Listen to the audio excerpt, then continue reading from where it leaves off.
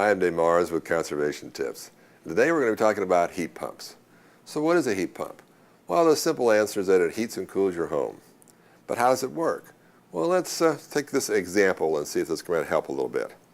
Now, if you ever got your hands, say, wet outside and you notice that all of a sudden it starts getting pretty chilly out there, well, it's because the heat of your hand is actually evaporating the water and changing it into a vapor. And this is a similar process that goes on in your heat pump, and then it takes heat from one area and uses a vapor to transfer it to another area. During the cooling cycle, your system will remove heat and humidity from your home and will transfer this heat to the outdoor air. During the heating cycle, your system will remove heat from the outdoor air and will transfer this heat to your home. This is possible because even when it is below freezing outside, the air contains a great deal of heat. Remember that your heat pump doesn't generate much heat, it merely transfers it from one place to another. Now, a heat pump provides you more uniform heat throughout a structure. It doesn't give you that blast of hot air like your old furnaces do whenever they would kick on.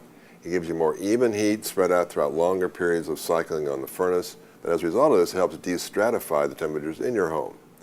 Now, a heat pump's going to need a backup furnace because when it gets down about 20 degrees, it might not provide you the warmth that you're accustomed to.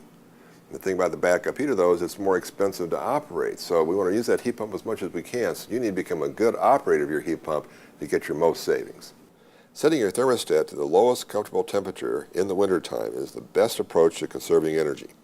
Energy Star recommends a temperature of 68 degrees during the heating season.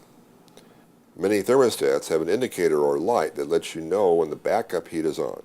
It may be labeled emergency or auxiliary. Generally, you should see this light on only during very cold days.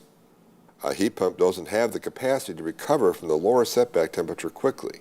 Frequent or drastic changes to your thermostat setting may cause you to use more energy.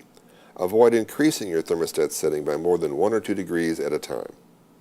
When your heat pump is operating in the cooling mode, you can adjust your thermostat setting up or down without worrying about additional systems coming on. For economical operation, however, Energy Star recommends a temperature of 78 degrees in the cooling season. Well, I hope these tips haven't scared you away from getting a heat pump. If you need to replace your furnace with a new system, you need to consider getting one of these.